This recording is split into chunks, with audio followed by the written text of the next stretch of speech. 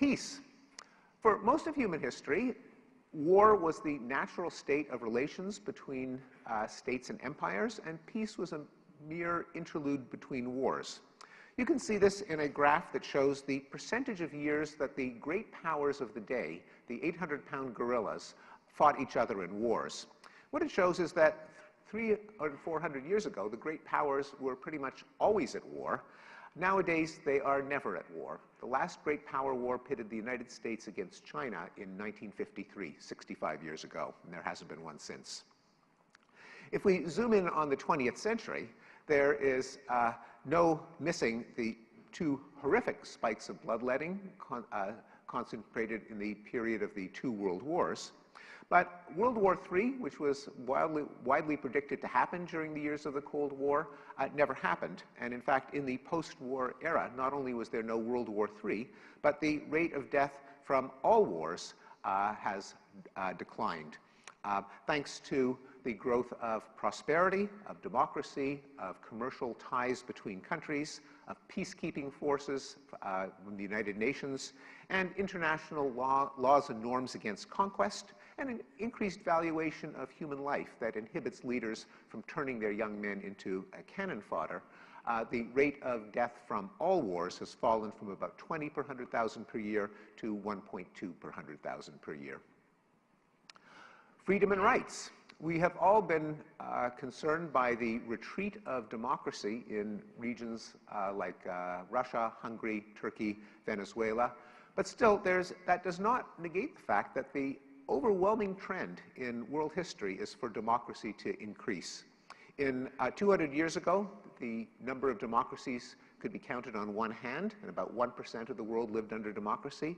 Today, 2/3 of the world's countries are democratic, and about 2/3 of the world's population live in democracies. Those of us here who remember even the 1970s may recall that it was an era that had only 31 democracies in the entire world. Half of Europe was behind the Iron Curtain, living under communist totalitarian regimes.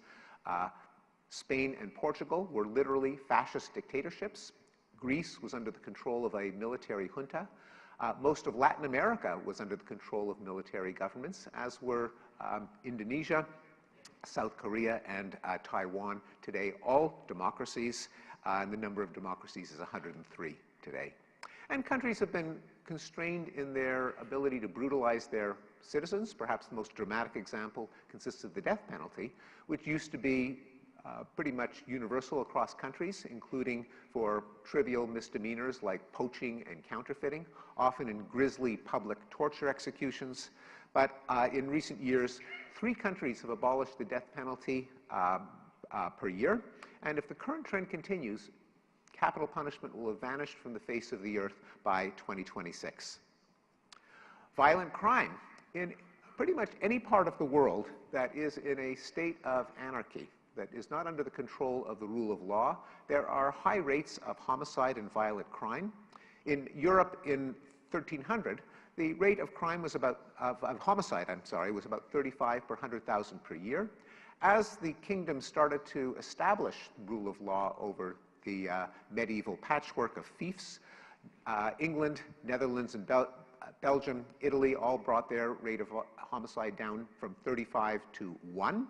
And that's a process that gets repeated whenever a government consolidates control over a frontier region and the code of vendetta and revenge gets replaced by third-party adjudication via the rule of law. It happened in colonial New England in the 18th century. It happened in the American Wild West. Fittingly, this graph shows Southwest US.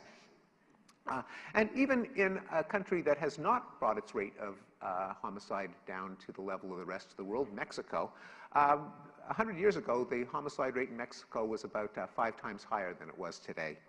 If we zoom in on the last 50 years, see that the United States did have a partial reversal of this trend when our rate of homicide kind of went crazy in the 60s, 70s, and 80s. But even in the United States, we brought it down by more than half. And the world as a whole has reduced its rate of homicide by about 30% just in the 21st century. The rate of domestic violence, as violence against wives and girlfriends has come down. The rate of rape and sexual assault has been reduced by 75% since the 1970s. Children are less likely to be picked on at school, less likely to be physically abused and sexually abused by caregivers. In fact, we become safer in almost every way, thanks to safety features on cars like seat belts and airbags, better designed highways, better enforcement of traffic laws. Your chance of getting killed in a car accident has fallen by 96% in the last century. We're 88% less likely to be mowed down on the sidewalk, 99% less likely to die in a plane crash, 59% less likely to fall to our deaths, 90% less likely to drown, 92% less likely to be burned to death, and in fact, fire departments are putting themselves out of business, 92% less likely to be asphyxiated. But there is one trend that is going in the opposite direction, and that is the category that safety experts call poison by solid or liquid. And here you see the effects of the American opioid epidemic. At the same time, we're 95% less likely to be killed on the job.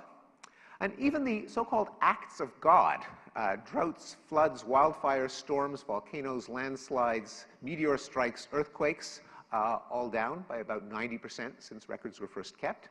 And what about the quintessential act of God, the literal bolt from the blue? Well, yes, we are 97% less likely to be killed by a bolt of lightning. Knowledge. For most of human history, pretty much everyone was illiterate. Even in Europe, in the early modern period, no more than 15% of the population could read and write. Europe achieved universal literacy by the 20th century. Germany a little bit later, Italy still later. Here's the United States. And more recently, Latin America, such as Chile and Mexico, have closed the gap. And the world as a whole now has a literacy rate of 80%, 90% for people under the age of 25. Not just boys.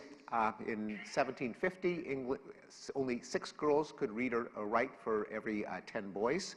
That was brought up to parity. And in fact, the world as a whole is very, very close to gender parity in literacy. Even the most backward regions, like Pakistan and Afghanistan, the rate of female literacy has been increasing. So thank you, Malala. And in perhaps the most incredible example of progress at all, one that just defies belief, that just evokes incredulity, we have been getting smarter. In a well-documented, highly replicated phenomenon known as the Flynn effect, IQ scores have increased by 3 points a decade throughout the 20th century, a gift of the spread of education and health, and the trickling down of symbols and abstract concepts from domains of expertise like science and technology into everyday life. Well, have any of these gains actually made our lives more pleasant and stimulating? And the answer is yes.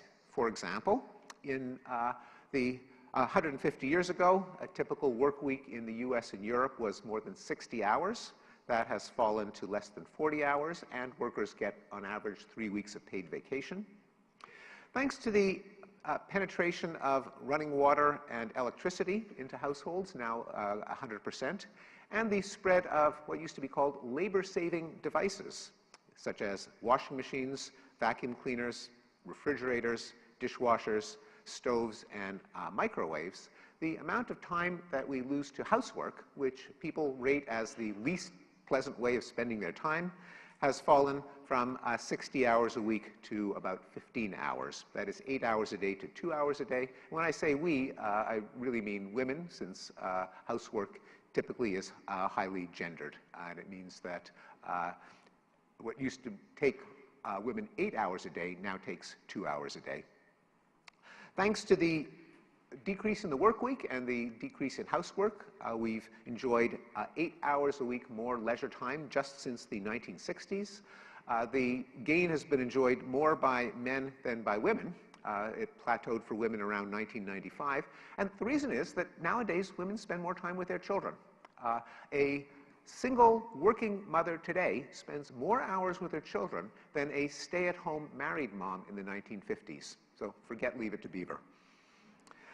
We spent less of our paycheck on necessities, 60% a century ago, now less than 33%. Well, does any of this make us any happier? And the answer is, by and large, yes. In 85% of the countries for which we have data over the last 40 years, the population has been getting happier. And in general, as countries get richer, their citizens get happier. This graph shows that not only does the GDP of a country, as it increases, by the way, this is a logarithmic scale, so it really bends over, but people in richer countries are happier, and within each country, the richer people are happier, which means that as countries get richer over time, their citizens are bound to get happier. Has it come at the expense of the environment? And the answer is yes, although that has been dramatically changing, and the environment is now rebounding thanks to environmental regulation and technology that allows us to enjoy the benefits of industry without the costs to the environment. Since the EPA was formed in 1970, the American population has grown by 40%. Our GDP has more than doubled.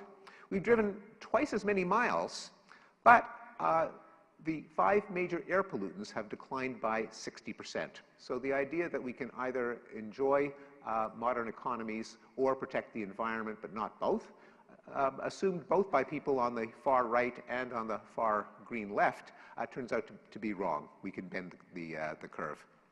Deforestation in the temperate world has fallen to 0 as forests are no longer cut down for farms.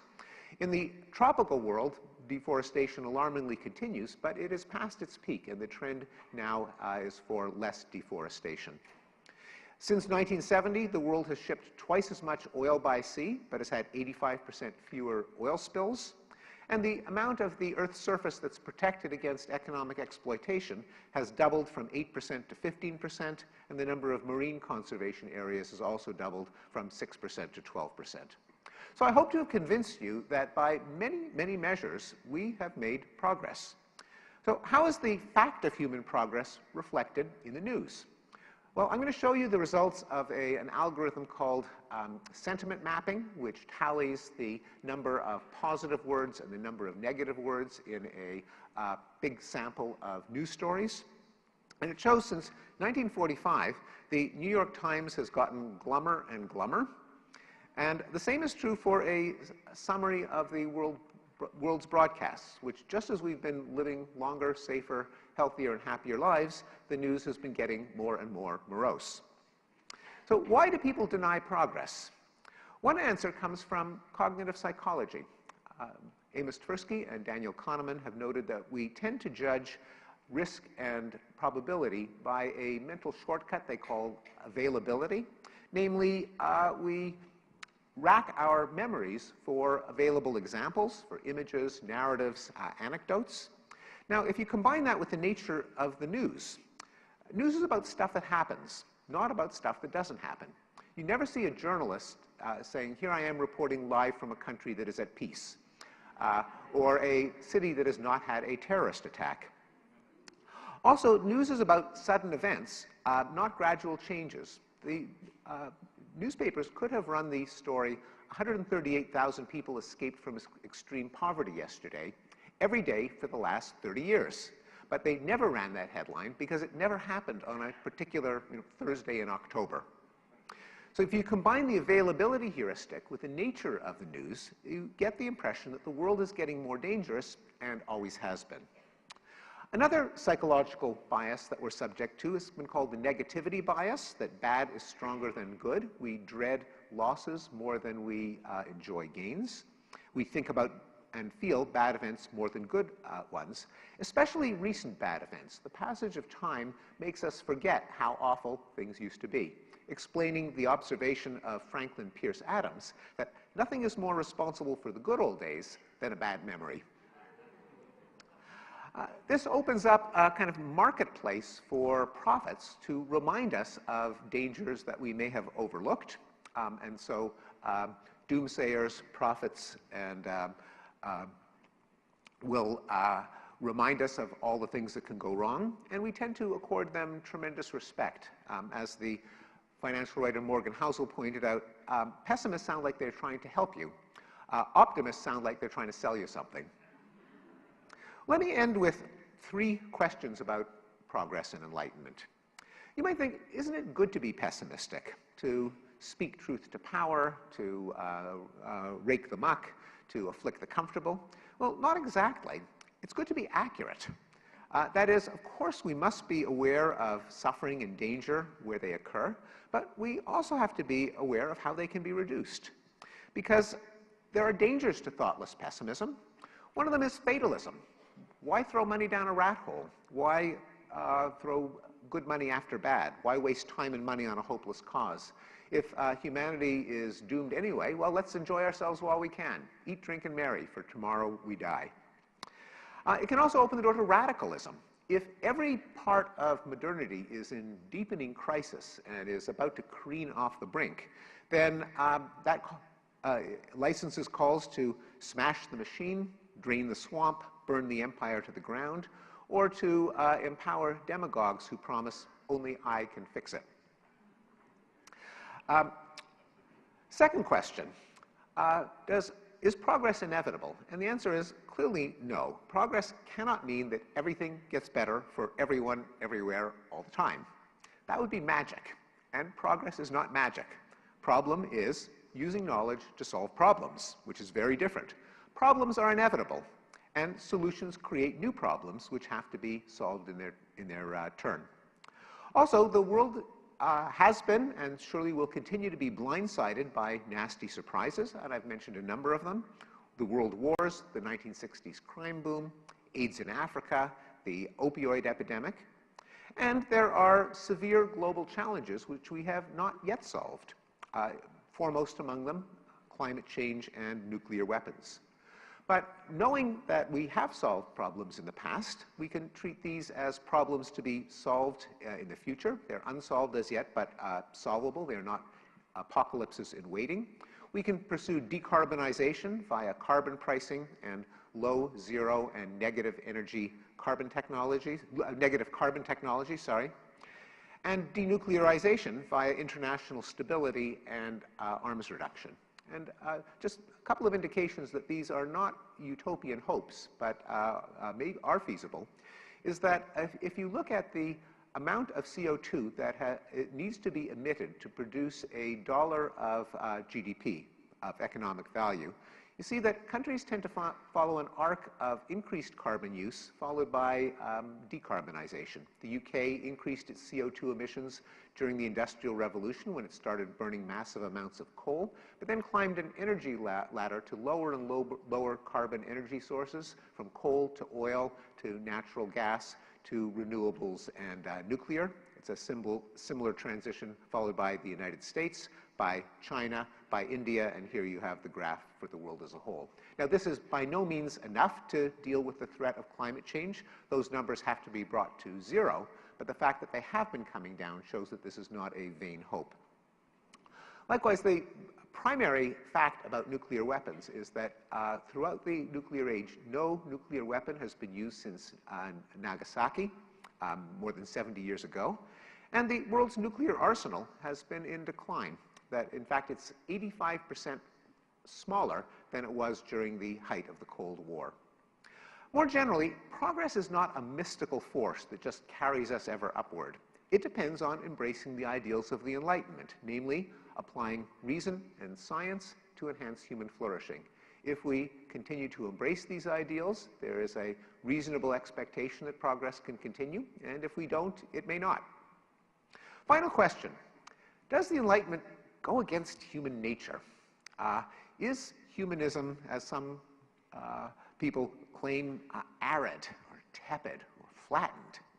Is the conquest of disease, famine, poverty, violence, and ignorance boring? Do people need to believe in miracles, a father in the sky, a strong chief to protect the tribe, myths of heroic ancestors? Well, I don't think so. For one thing, secular liberal democracies are the happiest and healthiest places on Earth, probably in the history of our species, and they're the top destination for people who vote with their feet. Also, I dare say that applying knowledge and sympathy to enhance human flourishing is heroic, glorious, even spiritual. Thank you very much. We'll have time for questions. Thank you.